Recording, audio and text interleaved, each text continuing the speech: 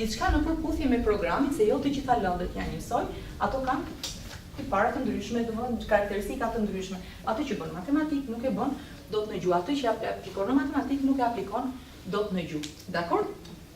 Pra, në klasën e parë fëmia lexon fjali dështore, lexon në mënyrë globale fjalën, lexon në mënyrë globale fjalën, kemi thënë.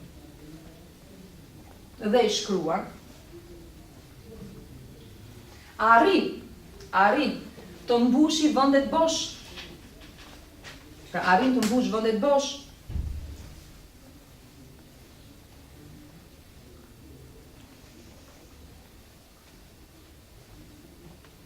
Arrin të ndaj fjalën në rrokje. Arrin të ndaj fjalën në rrokje. Kemi kujdes. Kur kemi thënë te klasa e parë, duhet t'ua bëjmë të qartën në qoftë se kemi dy bashkëndllore që janë afër njëra tjetrës. Fëmia kur e ndan në rrokje, për shembull marrim fjalën ndaluar. Dakor? Ne kemi thënë që këto të dyja fëmia do t'i marrë të ndara nga njëra tjetra. Dakor? Pra, do t'i themi sa herë që hapet goja, ne do të kemi një rrokje. Dakor? Sa herë që hapet goja, kemi një rrokje. Ndërsa, kur vjen puna për ta ndarë pastaj, kemi mundësinë ta ndajmë këtu dhe kalojmë nga ana tjetër pa vendosur një vizë përpara. Dakor? Pra, në klasë të parë ne do mësojmë që rrokja është sa herë që hapet goja. Ndërsa, më tutje kur vjen puna për ta ndarë, do t'i themi që fëmia nuk ka mundësi ta ndajë të shkruar. Dakor? Më kuptoni zësh? Marrim një fjalë tjetër.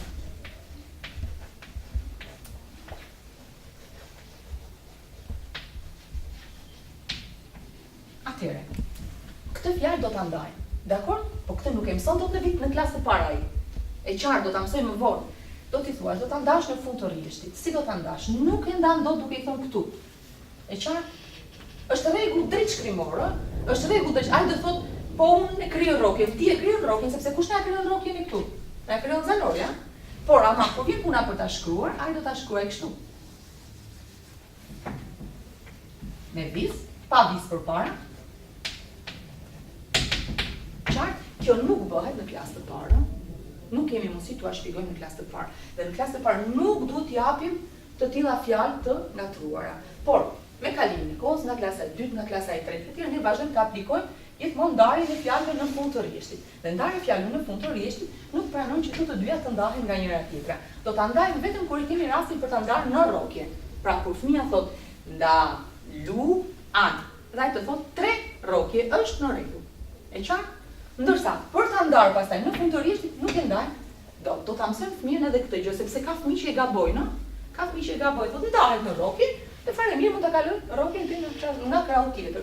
Jo, nuk e kalon dot rrokjen nga krahu tjetër, në rregull? Vazhdoj.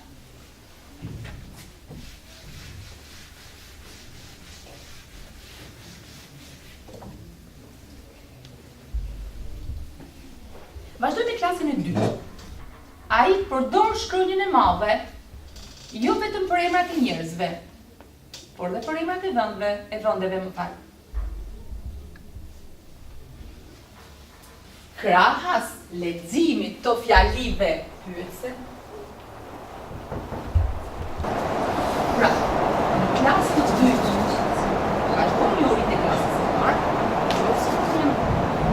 në klasën e parë mëson shkronjën e madhe, në klasë të dytë mëson që shkronja e madhe nuk përdoret vetëm për emrat e njerëzve, por përdoret edhe për emrat e vendeve të ndryshme, apo edhe në rastin e sendeve të cilat ne i trajtojmë si emra të përveçëm ose i trajtojmë si të veçanta prej të tjerëve, siç për shembull rasti kullave të ndryshme, kulla të ndryshme, varbi, e kështu me radhë, emra që u bën aty edhe të shkruajmë me të madhe. Vazhdojmë vajza. Mëson, jo vetëm të lexoj, sepse ka mësuar të lexoj një intonacion fjalinë dëftore dhe pyetje, por mëson që në fund të fjalisë dëftore vihet pikë dhe në fund të fjalisë pyetje vihet pikë. Tjetër, mëson ndarjen e fjalëve në fund të rrjeshtit. Mëson ndarjen e fjalëve në fund të rrjeshtit. Ajo që u thash më përpara. Pra, do ja sqaroj fëmijës se një shkronjë vetme nuk mund të ndahet këtu, dakor? Dhe, edhe në qoftë se është në shoqëruar me një vokale, me një zanore, nuk mund të dalë në fillim të rreshtje që pason. E qartë susha? E qartë? Dhe keni kujdes gjithmonë pra ai problemi i rrokjes, sa ai mund të thonë që krijohet rrokje, pse të mos e ndaj këtë vokalin këtu, ne e trajtojmë si rrokje vetëm në klasë të para, meqenëse është vokal. E qartë? Vazhdojmë në klasën e tretë. Në klasën e tretë, njohurit thelore. Kemi 15 orta, në të cilat synohet që fëmia të shkruaj sipas rregullave të drejtë shkrimit. Mësuesi, edhe në vlerësim, edhe në orë mësimit, e rrit në përkesën e llogaritmit, sepse është klasa e tretë, dhe kemi thënë që në klasën e tretë, me sistemin e ri, thuhet që mund të vazhdojmë me sistemin e ri, thuhet që dhe klasa e tretë nuk do vlerësohet më me not, por do vlerësohet me fjalë, me ato fjalë që ne kemi thënë të rigjidora, mund punosh edhe më mirë e tjerë, por jo me fjalët e rënda, kemi thënë në vlerësimet, përsëri. Një. Tjetër. Çfarë mund të bëjë fëmia në klasën e tretë? Shkruan tekste duke kopjuar. Pra, shkruan diktim. Bravo, ose ndryshe diktim. Shkruan duke kopjuar. Diktimin pastaj kemi disa lloje, dakor? Shkruan tekste duke kopjuar. Zëvendëson fjali të hequra, që do thotë mësuesi ka dhënë një përmbajtje të caktuar në lëndën e leximit. Gjithmonë flasim për integrim të njohurive. Keni dhënë një pjesë të caktuar në lëndën e leximit dhe nga kjo pjesë, nga kjo përmbajtje që ju keni dhënë, krijoni një tekst tjetër, pra të ngjashëm, një tekst të ngjashëm dhe hiqni fjali të caktuara. Nxënësi që është i përgatitur, nxënësi që ka mësuar përmbajtje, do të ditë t'ia përshtasë fjalit të caktuara këtij teksti. Pra, kemi thënë gjithmonë punojmë me taksonominë e Bloomit, është një detyrë që jo të gjithë mund ta realizojnë, jo gjithë klasa arrihet. Synimi mësuesit është që klasa ta arrijë, ta bëjë të gjithë, por se sa arrihet kjo pastaj, gjithmonë është në varësi të përbërjes së klasës që ju do keni. Por pranohet që në klasën e tretë të punohen edhe ushtrime të tilla. Pra të hiqni një fjali dhe në përputhje me përmbajtjen, fëmia që është i përgatitur do vendos jo duke kopjuar fjalë për fjalë, jo duke kopjuar fjalë për fjalë, por sipas asaj që ai e ka kuptuar, të shkojë në përshtatje me përmbajtjen. Tjetër. Futet për herë të parë në klasën e tretë koncepti i pikpyetjes. Mëson pikën, i fal pikçuditën. Të lutem që këtë pikçuditë, për këtë laps.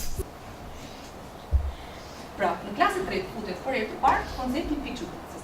Kemi mësuar pikën, pikpyetjen dhe në klasën e tretë futet koncepti i pikçuditës dhe normalisht do futet dhe fakt fjalia që shpreh habije, fjalia habitore apo fjalit të ndryshme termore që shprehin entuziazëm.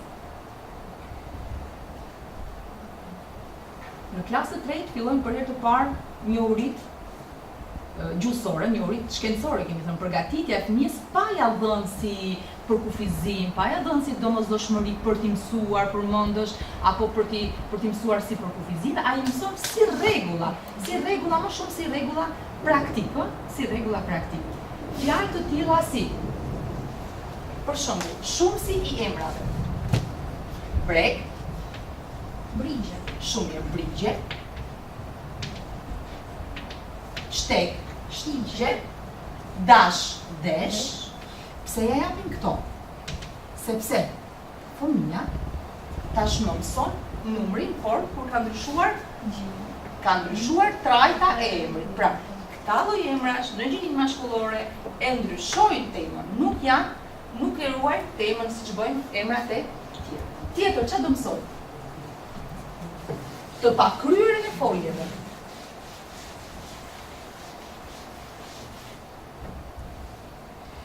Unë përgatitja, dakor? Unë përgatitja. Ti përgatisja? Jo, të lutem, mos bëj gabë të tilla. Unë më pyeta, qyqa.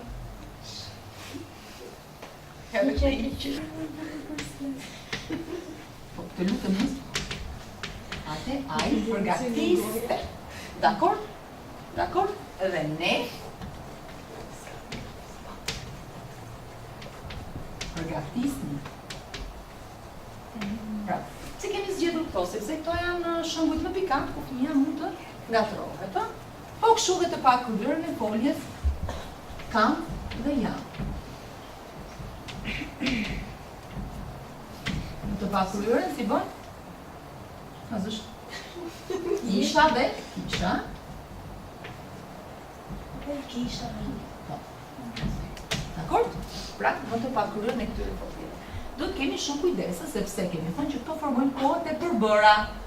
Këto formojnë kohët e përbëra dhe kur vjen puna për t'i ndarë më vete, fëmijët e kanë të vështirë ta konceptojnë ndarjen më vete të këtyre foljeve. Në këtë rast, kjo nuk është më një folje ndihmëse, duhet të kemi të qarta veta që kjo nuk është më një folje ndihmëse, por është një folje me kuptim të mëdhetësishëm. Dhe do t'i marrë të gjithë rregullisit, të gjithë parametrat gramatikor, njësoj siç i marrin të gjitha foljet në kohën e pakryer të mënyrës dëftore. E qartë? Tjetër. Në klasën e 3 bëhet tjetër e kryera e foljeve. Shoh dhe e kryera e foljes, e kryera thjesht pash. Pse u shpjegojmë këto fëmijë? Ope pije dhe rash.